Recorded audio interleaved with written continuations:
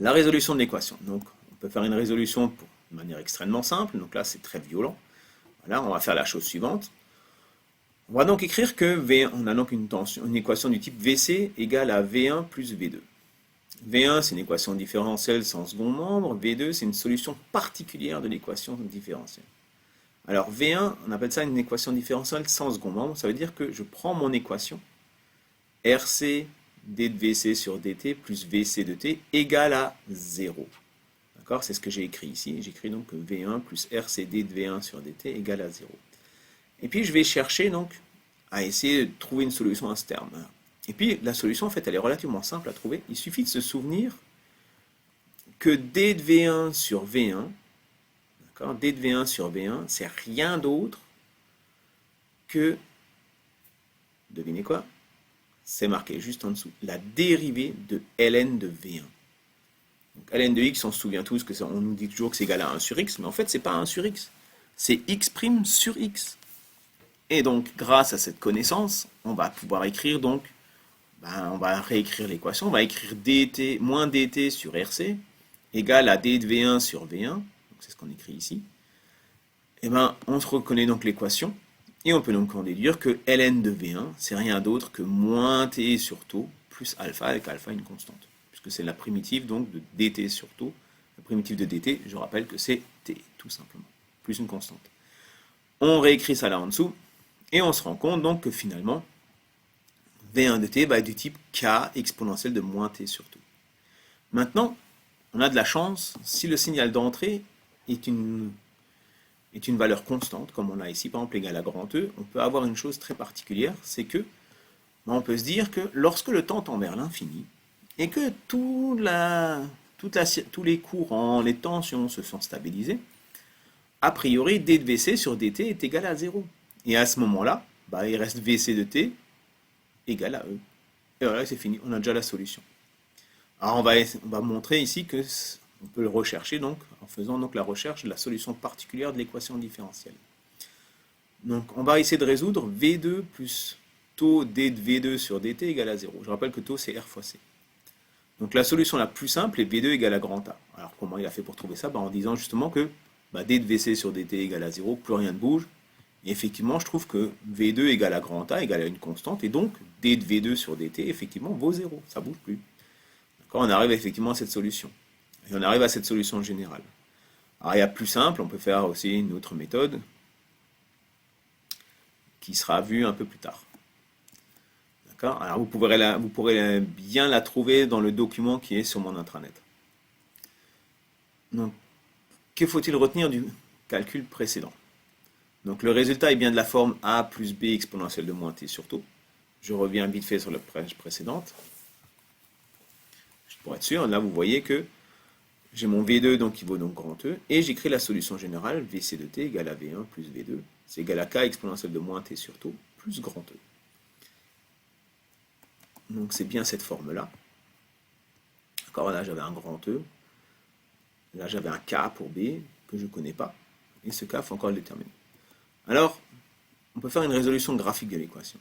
Donc l'étude se scinde en trois parties. Les conditions initiales, le régime permanent, le régime de variation ou le régime dit aussi transitoire. Donc si je reprends les conditions initiales, à l'instant t égale 0, on avait donc un condensateur qui était initialement déchargé. Donc la tension Vc de t, ça valait 0 volts. Et le schéma équivalent, ça aurait été ça.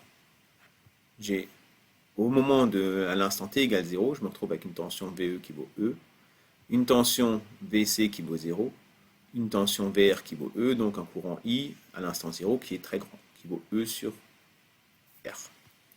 D'accord? Et on peut faire l'équivalent comme ça, si on remplace le condensateur par un fil électrique, puisque la tension à ces bornes est nulle. Moi je l'éviterai, mais bon, voilà. Mais sachez-le. Donc à ce moment-là, I de 0 ça vaut E sur R, et Vc de 0 ça fait 0. En régime permanent, lorsque le temps tend vers l'infini, le condensateur se sera chargé. À ce moment-là, la tension VE infini vaudra toujours grand E. VR de l'infini, en fait, ça vaudra 0. Pourquoi? Parce que si le courant est nul, la tension est stable. D'accord? Et le courant, lui, il est nul. Si le courant est nul, ça veut dire que VR de 0, ça fait 0, et que VC de l'infini, ça fait grand E. Donc effectivement, on arrive à un circuit équivalent, d'accord, qui est un circuit ouvert.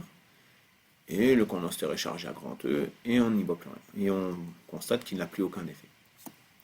Donc, par la loi d'Ohm, on arrive aussi à VC de l'infini égale à grand E et I de l'infini égale à 0.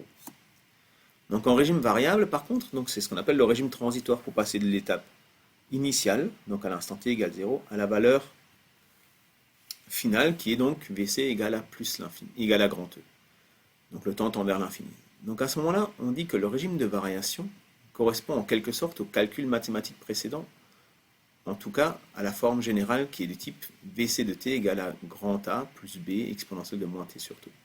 Puis il faut trouver ce grand A et ce B pour arriver au résultat. Alors si vous observez, comme ça rapidement, à l'instant t égale 0, exponentielle de 0, on avait vu que ça faisait 1. Donc ça veut dire que A plus B, a priori ça doit être égal à 0.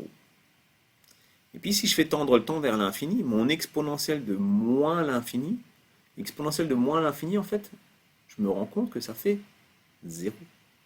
Et si exponentielle de moins l'infini ça fait 0, ça veut dire que VC de t est égal à grand A lorsque le temps tend vers l'infini. Grand A, ça vaudra donc à ce moment-là grand E. Tout simplement. Et comme A plus B égale à 0 et que A est égal à grand E, on peut en déduire que B c'est égal à moins grand E.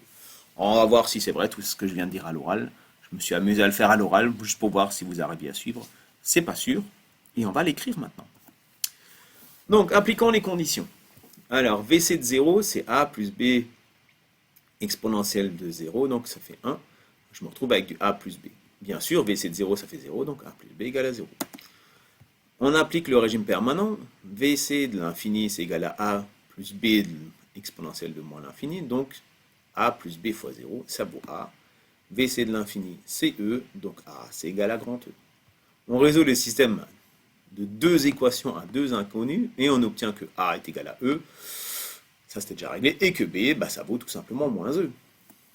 Donc la solution finale, c'est que VC de t, c'est égal à grand E, moins grand E exponentielle de moins t sur tout simplement. D'accord? Donc résultat, graphiquement, ça correspond à quoi? Ça correspond à cette figure intéressante, tracée en bleu. On se rend compte que, vous voyez, au départ, la pente est très raide, et puis au fur et à mesure que la tension VC de t augmente, comme je disais auparavant, le courant I, c'est grand E moins VC.